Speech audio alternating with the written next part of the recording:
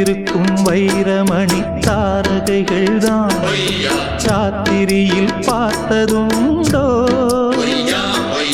காத்திருக்கும் ராக்குருவி கண்ணுறங்காமல் பாட்டிசைக்க கேட்டது உண்டோ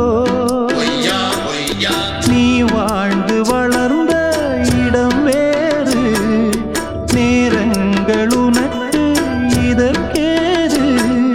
நீ இன்று நடக்கும் தடம் வேறு